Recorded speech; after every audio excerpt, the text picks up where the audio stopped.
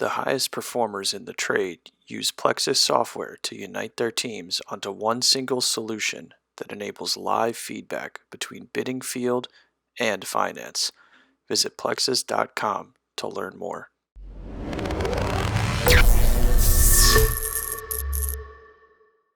Hello again, and welcome to this Zoomcast of If Walls Could Talk. I'm Michael Levitt, Associate Editor of Walls and Ceilings. Joining me again today is Nick Carrillo, Vice President of the Western Wall and Ceiling Contractors Association.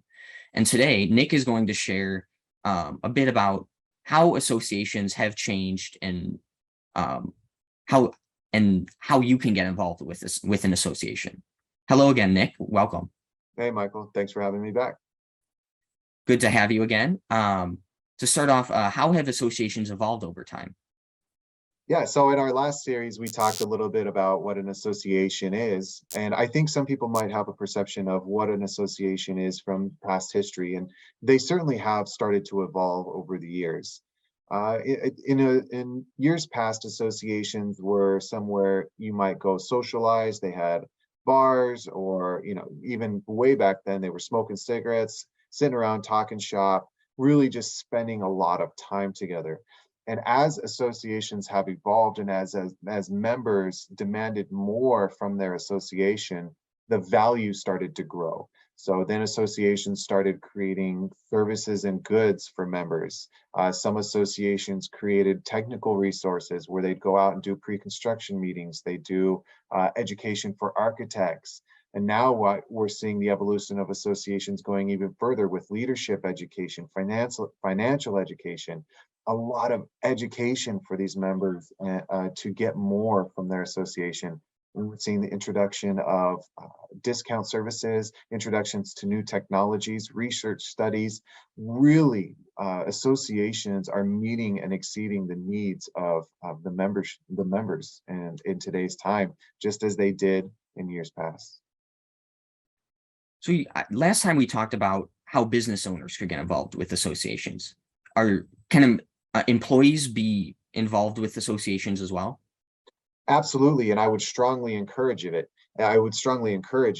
You've got business owners that maybe are very busy and it's hard for them to carve out a time, but there is a wonderful group of young men and women, or experienced veterans in the industry, men and women, that can get together and network with their peers and talk as well. And I would strongly encourage, if you haven't already and you can, reach out and find an association. If you're an estimator, a PM, even superintendents, foremen, you're going to find value just being in a community of other people. This includes sales reps and others from manufacturers, suppliers also.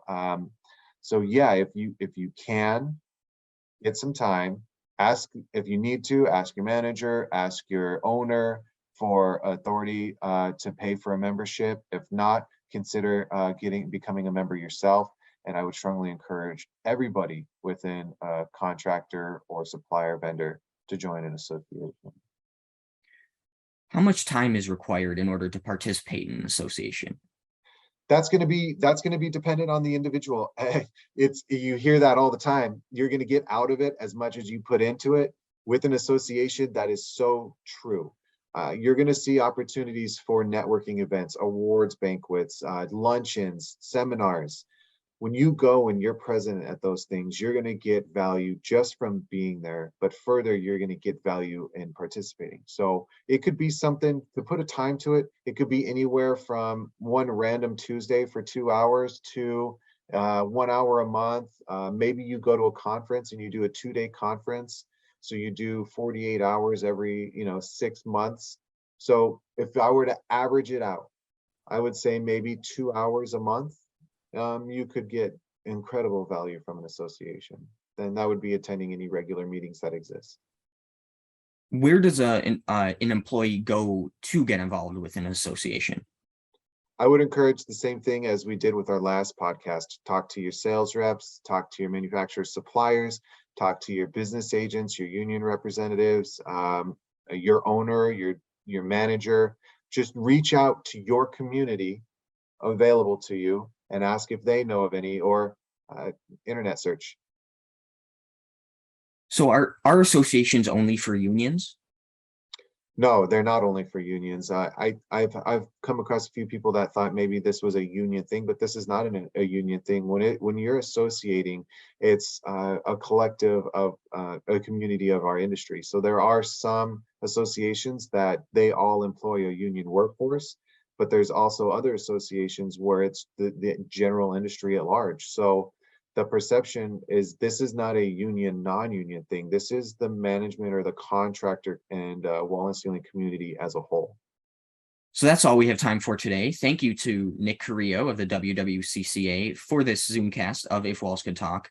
Stay tuned for another installment where we discuss unexpected opportunities and how your career could take off to new heights after joining an association. See you next time here on If Walls Could Talk.